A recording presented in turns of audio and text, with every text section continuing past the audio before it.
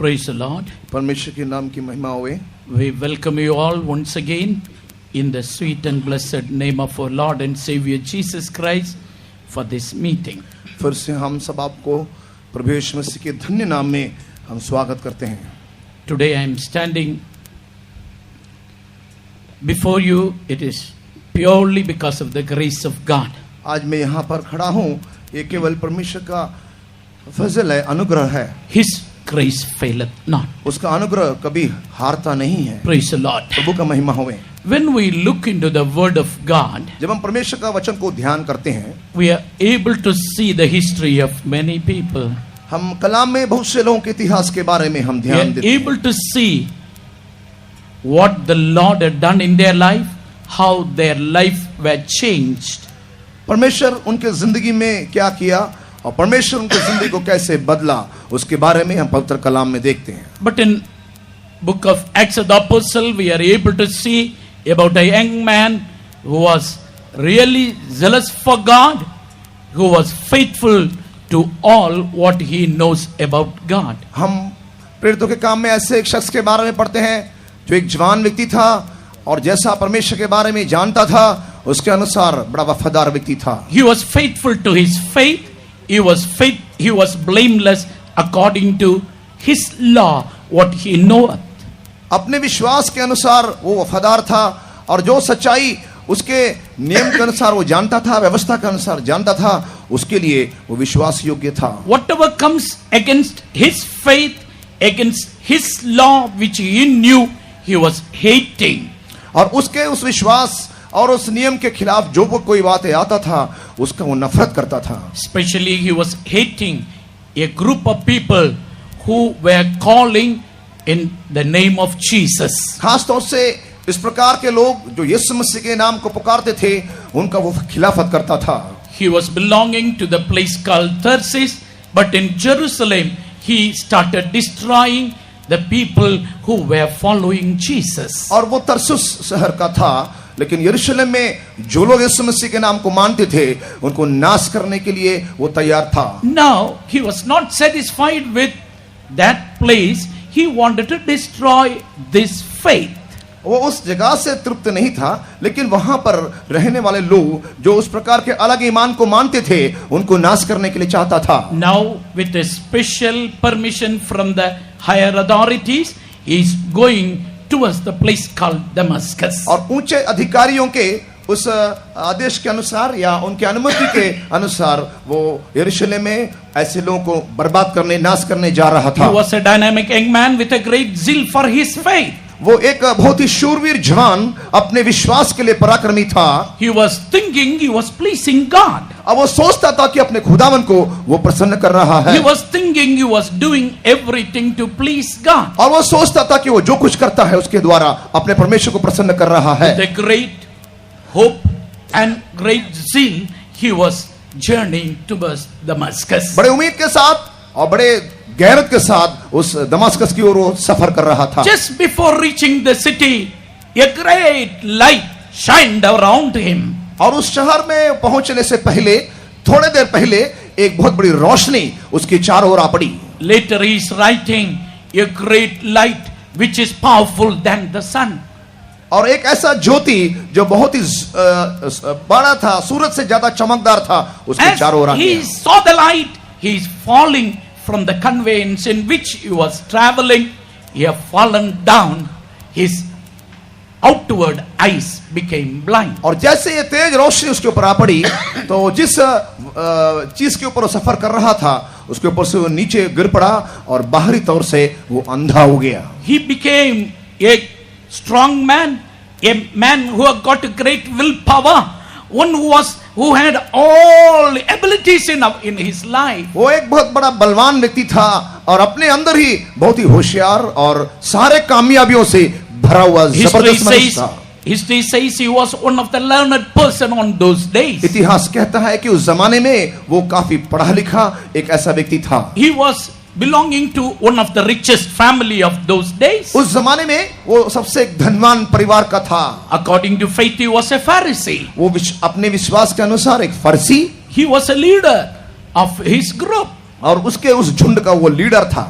He was faithful in every aspect. अपने जीवन के हर पहलू में विश्वास योग्य था। He never faced defeat in his life. He never felt any time fear in his life. अपने जिंदगी में कभी भी मुश्किलात का उसने सामना नहीं किया और कभी भी उसे कोई डर नहीं लगा था।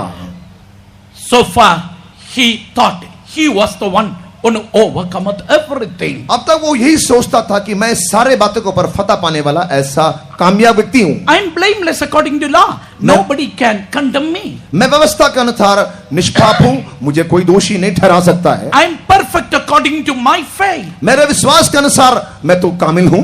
Now he is trembling and fearing. He is not able to get up. अब वो घबरा गया था, गिड़गिड़ा रहा था, जमीन से नीचे उठ नहीं पा रहा था। I think his whole body was shivering. मैं सोचता हूं उसका सारा बदन गिड़गिड़ा रहा था। That light, when it shined around him, is bringing a great change. और वो रोशनी जब उसके चारों ओर चमकने लगा, उसकी जिंदगी में बड़ी बदलाहट लाई। He is hearing a voice. और वो एक आवाज सुनता है, Somebody calling him by name. कोई उसको नाम लेके बुला रहा था। Oh, he was Saul. वो था शाऊल। Saul, Saul, why thou persecutest me? हे शाऊल, शाऊल, तू मुझे क्यों परेशान कर रहा है? Saul, Saul, why thou persecutest me? शाऊल, शाऊल, तू मुझे क्यों परेशान कर रहा है? He is answering, who art thou, O Lord? और उसने जवाब दिया, खुदावन तू कौन है?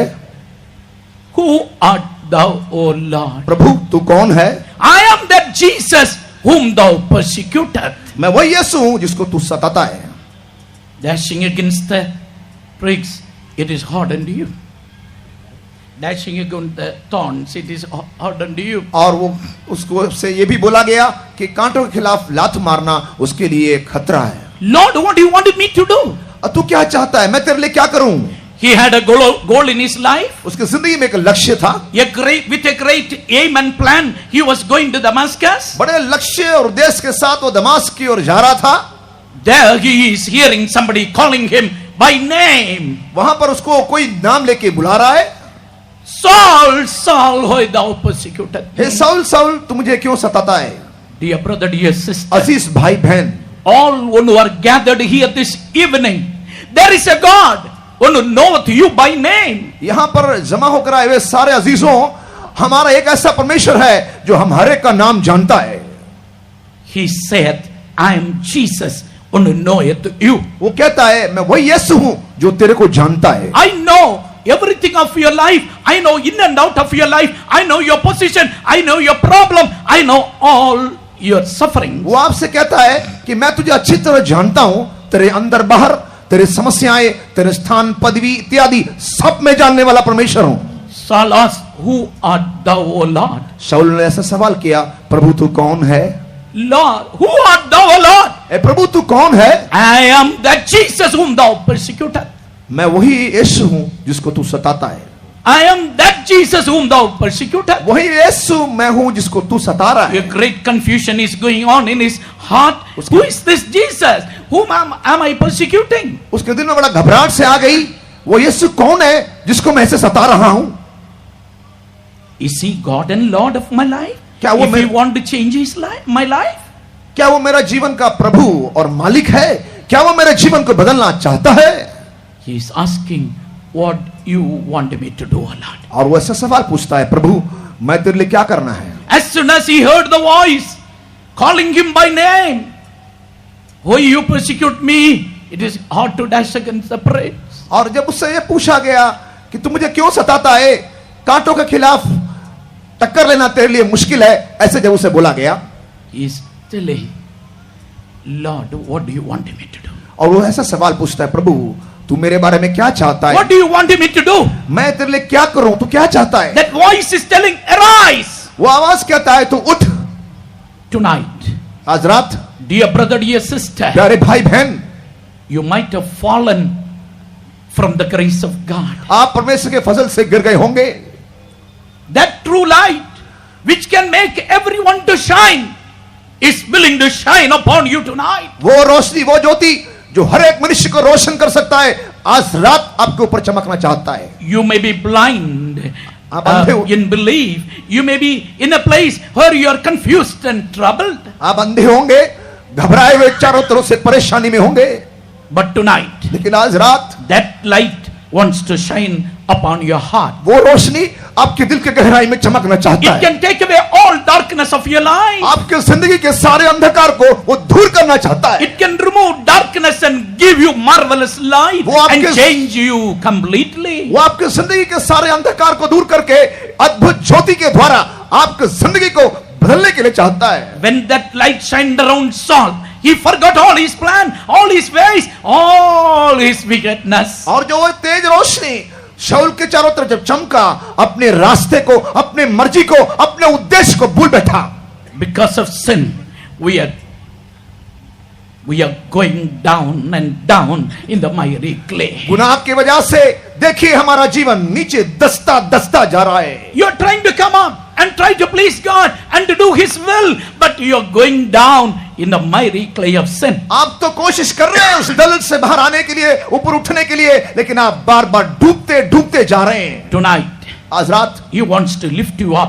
आज आपको वो उस दलदल से बाहर निकालना That चाहता true है। light want to shine upon you tonight. आज रात वो सच्ची रोशनी वो यीशु आपके ऊपर चमकना चाहता है। You want to remove darkness and fear and all kinds of problems from your life. आपकी जिंदगी से अंधकार और शक और सारे समस्या को दूर करना चाहता है।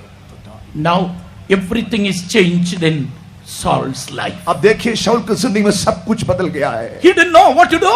अब वो नहीं जानता था क्या What do करे। you want me to do, O अरे Lord? प्रभु तू मेरे बारे में क्या चाहता है? Arise and go into the city. It will be told unto you what you should do. तू उठकर यहाँ से शहर में चला जा और तुझसे बोला जाएगा तू क्या करे।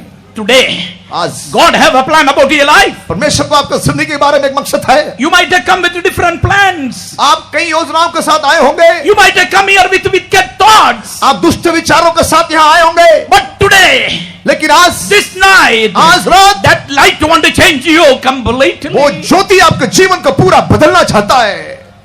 The direction of Saul is changed. शाऊल का गति में फर्क आ गई। The thought of Saul is changed. उसका सोच विचार बदल गया। All his plans are broken into pieces. उसके सारे योजनाएं चूर चूर हो गया।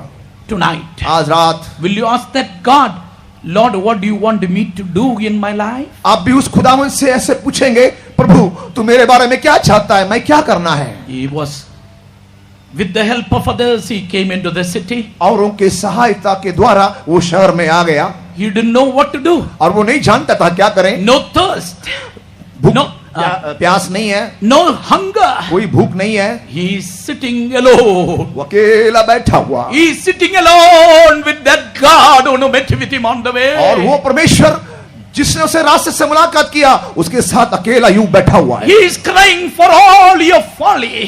वो अपने सारे जिंदगी के बेवकूफी के लिए रो रहा है। He is crying for all his wickedness, what he had done in his life. अपने अधर्म बुराई जो जीवन में किया था इसके लिए वो पश्चाताप कर रहा है। 3 day and night, without water, without food, he is sitting before that Jesus whom he had met on the way. 3 दिन और रात वहां पर भोजन किए बगैर, खाए पिए बगैर उस यीशु जिसने उससे मुलाकात किया उसके साथ वहां बैठा हुआ है। I think all these 3 days and night he was on the knees. मैं सोचता हूं कि 3 दिन वो घुटने में बैठा हुआ। At the same time, the Lord is meeting one person called Ananias and telling him, Ananias. उसी वक्त परमेश्वर अननिया नाम का एक व्यक्ति से परमेश्वर उसको बुलाता है। अननियास, Ananias had a good testimony among the people. Hananiah का परमेश्वर के लोगों के सामने अच्छा एक गवाही था। He had a great experience about this Jesus. उस यीशु मसीह के बारे में उसके अपने निजी जीवन में बड़ा He अनुभव was था। one of the truthful disciple. और यीशु मसीह के एक अच्छा चेला था। When Jesus called him, here am I, O Lord. जब यीशु ने उसे बुलाया उसने जवाब दिया, प्रभु मैं यहाँ हूँ। The Lord is telling him, प्रभु उसको कहता है, you go to the street called Straight and you ask for that house of Judas. तू स्ट्रेट में या सीधे मार्ग में जाकर वहां कर यहूदास का घर ढूंढ ले। There one man called Saul, he is sitting and praying. वहां पर शाऊल नाम का व्यक्ति बैठा हुआ दुआ कर रहा है। He is seeing in his vision. वो अपने दर्शन में देखता है You're going and touching him and healing him. और जाकर उसे छुआ और चंगाई दिया, ऐसे देख रहा है। Now a great confusion in the mind of Ananias. और उस अननियास के अंदर ऐसा एक बड़ा परीक्षा से आ गई। Lord, is it not that Saul who persecuted all thy saints in Jerusalem? खुदावन ये वही साउल है ना जो यरूशलेम में जाकर सारे मसीहों को परेशान कर रहा था। He had got authority from the higher authorities to disturb all thy people here also. बड़े अधिकारियों से खुदावन के लोगों को परेशान करने के लिए, बांधने के लिए सारा आदेश और अधिकार उससे मिला था ना। What the Lord is telling? परमेश्वर क्या कहता है? He is a chosen vessel for me. वो मेरे लिए एक चुना हुआ बर्तन है। He is going to be a witness among the Gentiles, to the kings and to all the Jews. वो अन्य जातियों में और सारे यहूदियों के बीच में मेरे लिए गवाह होने वाला है। Dear brother, dear sister, प्यारे भाई बहन, God have a plan about your life. You are a chosen vessel unto God. परमेश्वर का आपके जीवन के बारे में एक अच्छा योजना है। आप परमेश्वर के लिए चुना बर्तन है। Dear brother, God have an eternal plan about your life. He has chosen you even before the foundation of the world in Jesus. Dear sister, you are also like that. परमेश्वर के द्वारा जगत की उत्पत्ति से पहले आप बड़े उद्देश्य से चुने गए हैं, प्यारे भाई और प्यारे बहन। Ananias is speechless. अनन्यास चुपचाप खामोश हो गया। He obeyed the voice of God. उसने परमेश्वर की आवाज का आज्ञा माना। Now he is coming to the street called Straight. He is coming to the house of Judas. और वो सीधी नामक सड़क में आ गया और वहां उस यहूदा के घर में भी पहुंच गया। He met with Saul. और साउल से भेंट किया। He is addressing him not as a wicked Saul. वहां पर एक दुष्ट साउल होकर उससे नहीं मुलाकात कर रहा He है। is not calling him by some other name. उसको कुछ दुष्ट नाम या बुरा नाम से नहीं उसको बुला रहा है। When we go to Acts of the Apostle chapter 9 verse 12 onwards, we can see these things. प्रवृत्ति का काम 9वां अध्याय 12 अध्याय में हम ये बात देखते हैं। 12 onwards. There he is going and telling him, वहां जाकर वो कहता है, Brother Saul, भाई शाऊल, the Jesus who have met with you on the way has sent me. और जो यीशु तुझसे रास्ते में मुलाकात किया वो मुझे भेजा है। God have a plan about your life. परमेश्वर का आपके जीवन में एक योजना है। You should receive sight. तो देखना चाहिए। You should receive the outward sight to your eye, and you should receive sight in your inner heart. तू बाहरी तौर से और अंदरूनी तौर से तेरा नजर वापस लौटाया जाना चाहिए। Now he is laying his hands on him. He is receiving the sight. और वो हाथ बढ़ाया और उसको छुआ, उसे चंगाई दिया। But in Exodus chapter 22:14 when we read, Acts of the Apostle chapter 22 verse 14 when we read, लेकिन प्रेरितों के काम 22 का 14 पढ़िए। Acts of the Apostle chapter 22 verse 14. प्रेरितों के काम 22वां अध्याय 14 वचन में, तब उसने कहा, हमारे बाप दादों के परमेश्वर ने तुझे इसलिए ठहराया है कि तू उसकी इच्छा को जाने और उस धर्मी को देखे और उसके मुंह से बातें सुने। And he said, the Lord of our fathers had chosen thee, that thou shouldst know his will and see that just one, and shouldst hear the voice of his mouth. You should see the just one and hear his voice of his mouth. तो उस धर्मी को देखें और उसके मुंह से सारी बातें सुने। Dear Saul, God have a plan about your life. प्यारे भाई शाऊल, तेरे बारे में परमेश्वर का बड़ा योजना है। The God of your fathers want to deal with you. हमारे बाप दादों का परमेश्वर हमसे मुलाकात करना That चाहता है। eternal God want to deal with you. वो सनातन परमेश्वर आपसे बर्ताव करना चाहता That है। God of glory want to deal with you. महिमा में परमेश्वर आपसे बर्ताव करना That चाहता है। eternal God want to deal with you. वो सनातन परमेश्वर आपसे भी बर्ताव करना You चाहता should है। see the just. आप उस धर्मी को देखना चाहिए। You should see the just. आप उस धर्मी को देखना You चाहिए। should hear him speaking to you आप उसकी आवाज सुनना चाहिए। वो आपसे बातें करते हुए आपको सुनना चाहिए। tonight. आज रात The Lord have brought you here with a definite plan. You should see that just God and hear from his mouth. यहाँ पर भी परमेश्वर एक जबरदस्त उद्देश्य के साथ यहाँ लाया है। वो ये है कि आप उसकी आवाज सुनना चाहिए और उसको देखना चाहिए। He want to touch your soul, sister. He want to speak to you, brother. He want to talk to you personally, to your heart. वो आपके प्राण को छूना चाहता है। व्यक्तिगत तौर से भाई बहन आपसे वो बातें करना चाहता है। Yesterday we saw him as the son of God. कल के दिन हमने उसको परमेश्वर का पुत्र होकर देखा था। He came down to this world to become a ransom for mankind. वो स्वर्ग से इसलिए नीचे उतर आया कि मानव जाति के लिए वो कफारा बन जाए। Yesterday we heard because of obedience he became the son of God, but he was equal with God. हम कल ने सुना था कि वो परमेश्वर का पुत्र था, परमेश्वर के बराबर था। He loved you and me. That's why he did not count it to be robbery to be equal with God. He came down. He became a man. He became like a servant. He humbled himself until the death of the cross. वो हमको प्यार किया, इसलिए अपने को परमेश्वर के बराबर रखने के उस अनुभव को नहीं रखा, लेकिन वो दास होकर इस दुनिया में आया, हमारे लिए वो सारा दुख उठाया. He humbled himself under the cursed cross. उस श्रापित क्रूस तक अपने आप को, उस दुखों तक अपने आप को नम्र किया. Tonight, आज रात- you should see the just one. आज रात उस धर्मी को हम देखना चाहिए.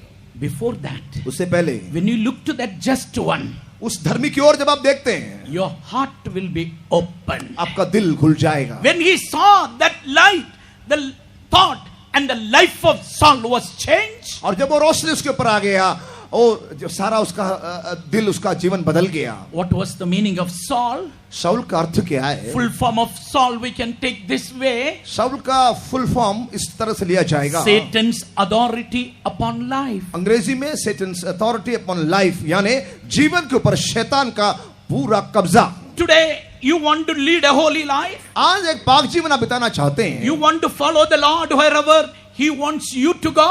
आप चाहते हैं कि उस परमेश्वर के पीछे पीछे आप जाएं. But you are having one other ruler over you. He is having authority over you and making you to commit sin. लेकिन और एक आपका चलाने वाला आपका मालिक है जो गुनाह करवाता है आपसे, आप जहां नहीं चाहते वहां आपको ले जाना चाहता है. Word of God says, परमेश्वर का वचन कहता है, Romans chapter 3 verse 10 to 13 and 23 when we read. Rumi 3 अध्याय उसका 10वां वचन से नीचे और 23वां वचन में से लिखा हुआ है, There is no righteous. कोई भी धर्मी नहीं है. There is no righteous. हाँ जी, कोई भी धर्मी नहीं है. None righteous. कोई भी धर्मी एक भी नहीं. All have sinned and come short of the glory of God. सबने गुनाह किया और परमेश्वर की महिमा को खो दिया है. All have sinned and come short of the glory of God. सबने पाप किया और परमेश्वर का जलाल को खो दिया है. There is no just. कोई धर्मी है ही नहीं. Today, आज के दिन because of your sinful life, आपके गुनाह की जिंदगी की वजह से you are unjust before God. आप खुदा के सामने अधर्मी है. You are a sinner before God. आप खुदा के सामने दोषी है, पापी है. Your heart is like a roaring sea, stirring up all mire and dirts. आपका हृदय उस उबलने वाला समुद्र के जैसे है, लहराने वाले समुद्र के जैसे सारे बुराई और गंदगी बाहर फेंकता You are है. trying to control your thought. You are not able to do it. आपने सोच विचारों को काबू में करने की कोशिश में नहीं होता है. You are trying to put away your drunkenness. You are not able to do it. अपने शराब को छोड़ना चाहते हैं, शराब छोड़ नहीं पाते हैं. Once a drunkard came to me and told, Pastor David, please pray. When I take that wine bottle, I should feel it is blood and I should give it up. एक बार एक शराबी मेरे पास आया और मुझसे बोलने लगा, पास्टर जी मैं ये शराब का बोतल में छोड़ना चाहता हूं, लेकिन मुझे उससे ले लेता हूं तो उसका आदी हो जाता हूं. No, when I take, I should think it is blood. I should stop drinking. मैं जब ये ले लेता हूं तो ये खून है सोचकर मैं पीना नहीं चाहिए. Please pray for me. मेरे लिए प्रार्थना करें. But he did not surrender his life in the hand of the just God. लेकिन उसने अपना जीवन उद्धर्मी परमेश्वर के हाथों में नहीं दिया. He died in drunkenness. वो अपने शराब के हालत में मर गया. You are bound by different kinds of sin. आप कई प्रकार के गुनाह की बंदिश में हैं. Mark chapter 7 verse 21 onwards when we see, मरकुस का सुसमाचार 7वां अध्याय उसके 21वें वचन के नीचे हम देखते हैं, all that cometh from within you defileth you. अंदर से आने वाली सारी बातें आपको मलिन करता है. All that is coming from within you defileth you and make you unjust and a horrible sinner. भीतर से आने वाले सारे बातें जो है आपको अधर्मी बनाता है और पापी बना देता है. Please read it for me. पढ़िए ना. क्योंकि भीतर से अर्थात मनुष्य के मन से बुरी बुरी चिंता, व्यभिचार, चोरी, हत्या, परस्त्री गमन, लोभ, दुष्टता, छल, लुचपन, कुदृष्टि, निंदा, अभिमान और मूर्खता निकलती है. ये सब बुरी बातें भीतर ही से निकलती है और मनुष्य को अशुद्ध करती है. And he said, that which cometh out of the man, that defileth the man. For from within, out of the heart of men, proceed evil thoughts, adulteries, fornications, murders, thefts, covetousness, wickedness, deceit, lasciviousness, and evil eye, blasphemy, pride, foolishness. All these things come from within and defile the man. There are 13 types of sin come from within your heart, not from outside. बाहर से नहीं, एक मनुष्य के हृदय के भीतर से ऐसे 13 प्रकार के गुनाह बाहर आ रही है। It is defiling you. वो आपको अशुद्ध कर रहा It is है, making you unjust. वो आपको अधर्मी बना रहा है। You are trying to cry out to the Lord, but He is not able to answer. आप अपने दिल से पुकारने की कोशिश करते हैं, लेकिन वो तो जवाब देता नहीं। Tonight, आज रात will you look unto that just God? आप उस धर्मी परमेश्वर की ओर क्या देखेंगे? Will you not lift up your eyes to that just God? उस धर्मी परमेश्वर की ओर क्या अपने नजरों को ना उठाओगे? Yesterday night you heard कल रात आपने सुना था, He came down to this world. इस दुनिया में वो आया, He came as a savior. एक मुक्तिदाता होकर आया, He came as a redeemer. आपको छुड़ाने वाला होकर इस दुनिया में यीशु आया। He died on the cross of Calvary. Kalvari सलीब पर हमारे लिए वो मुआ हुआ। We are able to see that just God hanging on 3 nails. उस 3 कीलों पर उस धर्मी परमेश्वर को लटकता हुआ हम देख सकते हैं। To sanctify your body, soul and spirit, He is hanging on 3 nails. आपके आत्मा प्राण शरीर को पाक करने के लिए देखिए वो 3 कीलों में लटका हुआ है। Praise the Lord. परमेश्वर का नाम महिमा हो। That God, वही परमेश्वर, that just God वही धर्मी परमेश्वर has shed His blood on Calvary. Kalvari सलीब पर आपके लिए लहू बहाया है। He shed His blood on Calvary. आपके लिए उसने क्रूस पर खून बहाया। His whole body was wounded and bruised for our transgressions and iniquities. हमारे गुनाहों के लिए, हमारे अपराधों के लिए उसके सारा शरीर लहूलुहान हो गया। He was wounded for our sicknesses. हमारे बीमारों के लिए, बीमारी के लिए वो जख्मी हो गया। He, by His stripes, we are healed today. और आज उसके कोड़े खाने से हम शिफा पाए हैं। Tonight, you can be healed by His stripes. आज रात भी उसके कोड़े खाने से आपको भी शिफा मिल सकती है। Praise the Lord. प्रभु का महिमा हो। Jesus took our sin on Him. यीशु मसीह हमारे गुनाहों को अपने पर ले लिया, He bore our sickness on Him. हमारे बीमारी को अपने पर ले लिया, He took our curse on Him. हमारे श्राप को उठा लिया। He tasted death for you and me, that we may be delivered from that fear of death.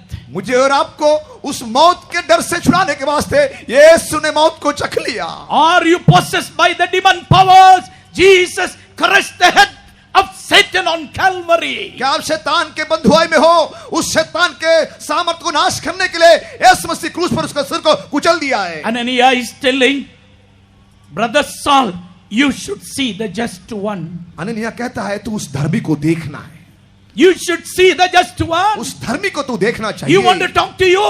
वो आपसे बातें करना चाहता Tonight. है। आज रात That just God is calling you. वो धर्मी परमेश्वर आपको बुला रहा है। He is calling you by your name. आपका नाम लेकर वो बुला रहा है। My child, ए मेरे बच्चे, I have shed my blood for you. मैं तेरे लिए अपना खून बहाया। The wages of sin is death. पाप की मजदूरी मौत। That lake of fire, वो आग की झील, that was not made for you. वो आपके लिए नहीं बनाया गया। That was not made for you. वो आपके लिए नहीं बनाया गया है। But that Satan who is having authority over your life, for him only lake of fire was made. वो शैतान जो आज आपका जीवन का मालिक है ना, उसी के लिए वो नरक की आग तैयार की गई है। Fooling you, blinding, folding you, he want to take you to that place to be with him forever. आपको अंधा करते हुए, आपकी आंख पर पट्टी बांधते हुए, आपको उस विनाश की ओर, आग की झील की ओर ले जा रहा है। God did not create you for the hellfire. परमेश्वर आपको उस आग की झील के लिए नहीं सृजा है। Matthew 25:41 says, मत्ती 25:41 कहता looking है, to them who are at the left, he will say, go into that place which is made for Satan and his angels. अपने बाएं ओर जो लोग हैं उनसे वो बोलेगा, जाओ शैतान और उसके फरिश्तों के लिए रखा हुआ उस नरक में चला जाओ। Oh, you went to that lake of fire. और उस आग की झील में वो जाना You पड़ेगा। got to that hell. उस नरक में, उस आग की झील में जाना पड़ेगा। Dear brother, dear sister, अजीज भाई बहन, today we are living in the grace period. आज हम अनुग्रह के युग में जीवन बिताते हैं। Even tonight, आज रात भी that just God, as a God of grace, He is waiting for you. वो धर्मी परमेश्वर आपका लिए इंतजार कर रहा है। Will you look to Jesus tonight? आज रात क्या यीशु मसीह की ओर देखेंगे? Will you not understand your stage tonight? अपनी हालात को आज रात ना समझोगे? That blood, that just blood, that sinless blood, that precious blood, that holy blood, that unique blood which was shed for you on Calvary, want to cleanse you tonight. वो कलवरी पर वो पाक लहू, वो बहुमूल्य लहू, वो विशेष अनोखा लहू, वो सामर्थी लहू आपको छुड़ाने के लिए बहाया गया है। He was God himself. वो खुदा आप था। He did no sin. उसने पाप किया He नहीं, knew no sin. पाप जाना नहीं, In him was no sin. उसमें पाप नहीं था He didn't have the knowledge of sin at और all. गुनाह के बारे में बिल्कुल जानता नहीं था। But tonight, लेकिन आज रात he became sin for us. देखिए वो हमारे पाप बन गया है। Taking your sin and my sin, he hanged on the cross of Calvary. मेरे पाप और आपके पाप को अपने पर उठाते हुए देखिए कलवरी सलीब पर लटक रहा What है। is he telling? वो क्या बोल